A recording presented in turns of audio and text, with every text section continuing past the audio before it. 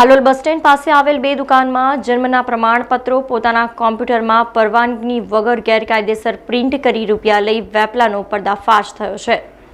Halol bus stand પાસે આવેલ Narayan computer અને જય મહાકાળી કોમ્પ્યુટર સેન્ટરોમાં પાલિકાનાથી અપાતા જન્મના પ્રમાણપત્રો પોતાના કોમ્પ્યુટરમાં પરવાનગી વગર ગેરકાયદેસર પ્રિન્ટ કરી રૂપિયા લઈ વેપલો કરતો હોવાની ચોક્કસ બાતમી ચીફ ઓફિસર હિરલ ઠાકરને મળી હતી। જે બાતમી બાદ ચીફ ઓફિસરે ભેજાબાજુને મુદ્દામાલ સાથે રંગે હાથે પકડવા ઓપરેશન ડુપ્લિકેટ પ્રમાણપત્ર નામે ઓપરેશન હાથ ધર્યું હતું।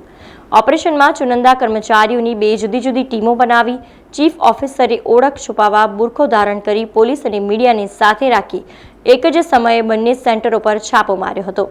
પાલિકાએ બંને સેન્ટરો પરથી જન્મના પ્રમાણપત્રોની કોરી અને નામો પ્રિન્ટ કરેલ પત્રોનો જથ્થો કોમ્પ્યુટર સહિતની સામગ્રી કબજે કરી સ્થળ પર પંચનામું કર્યું હતું।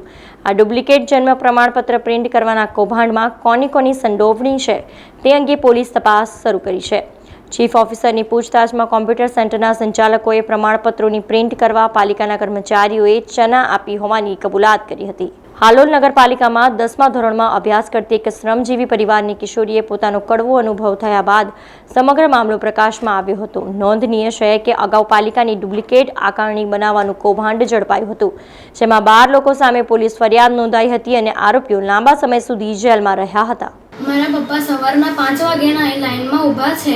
અમે લાઈનમાં ઊભા રહ્યા હતા ત્યાંથી અમને એવું કીધું કે છે ને આધાર કાર્ડ અપડેટ કરાવવા ગયા પછી ત્યાંથી એવું કીધું QR કોડ જોઈએ।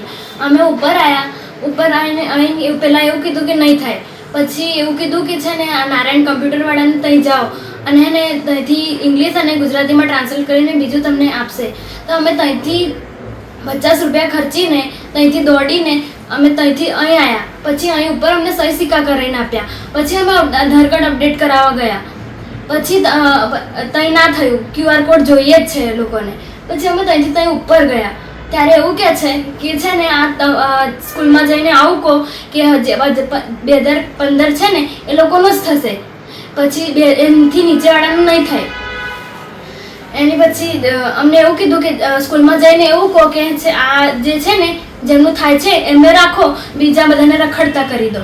ફ્યુચર અહીં ડિપેન્ડ છે। આ લોકો મને નહીં કરી આપે તો હું કઈ જઈશ? પછી મને બોર્ડની એક્ઝામ નહીં આપવા મળે। સ્કૂલમાંથી અમને એવું કહે છે કે આધાર કાર્ડ અપડેટ કરીને લાવો, સુધારીને લાવો। મારા ડોક્યુમેન્ટ્સ નથી સારા એટલે જ હું ઉપર આવી હતી। અહીંથી બી મારો જન્મ અહીં થયો છે, અહીં મને ના કરી આપે તો હું કઈ જઈશ? પછી મારું આખું ફ્યુચર આના પર ડિપેન્ડ છે।